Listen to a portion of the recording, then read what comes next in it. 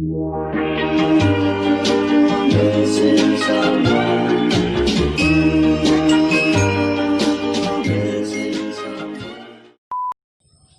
what's up? Welcome to Lot. Welcome mga ay. Ginagawa mo. What's up mga Lods? Yun, what's up mga Lods? Kamusta? Paano ba magpalit ng YouTube cover photo o maglagay ng YouTube cover photo? Punta tayo sa Chrome natin, kahit anong browser nyo, sa Google Chrome yan, search nyo youtube.com.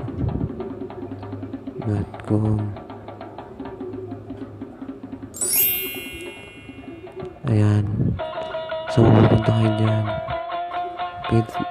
pipindutin nyo itong tatlong bilog dito sa taas. Hindi desktop site nyo kung hindi pa. Ayan, sa box na yan, click nyo lang yan, tapos tayo lang natin, pupunta kayo sa ganyan. Ayan, ito nyo naman. Ayan, pindutin nyo yung profile picture nyo. Tayo sa YouTube Studio.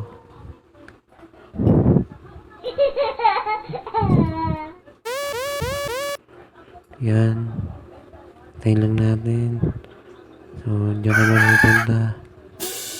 Yan, dito susum ko na. Ayan, pindutin nyo yung stick. Yan, stick na yan, pindutin nyo pag customize. Tapos pindutin nyo yung branding. Ayan, yan, kikita nyo naman. Usahin natin yung nila hinihingi ng sa PC nyo o sa cellphone nyo. Ayan, alisin. Ayan, para sa pinakamagandang resulta. Ayan, basahin nyo lang yan. Ayan ang hinihingi nila. Ayan,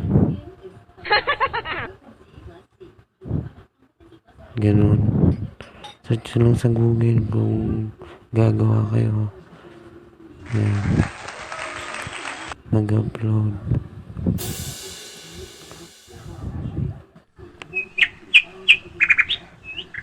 Ayan, nag-click lang itong dahil nakagawa na ako. Yan ang ilalagay ko. Click ko, tapos na.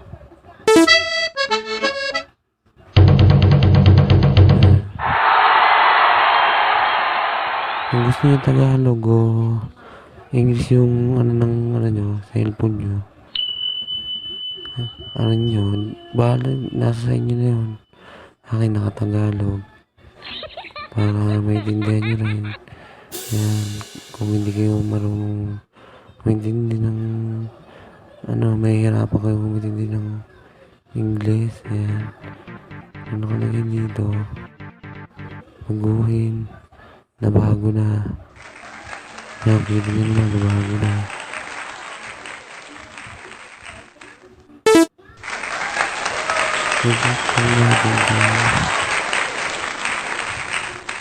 Publish o i-public.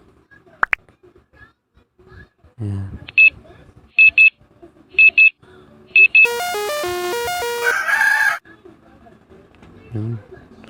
Nakasim na yun. Nabago na. Ayan, nakita nyo naman. Meron na kayong YouTube cover photo. So, tingnan natin kung nailagay ba o napalitan. Punta tayo sa YouTube natin. YouTube yung profile sa kanan. Tapos yung channel. Ayan, napalitan na. Napalitan na. Hindi sakop pa naman yan. Pero yan na.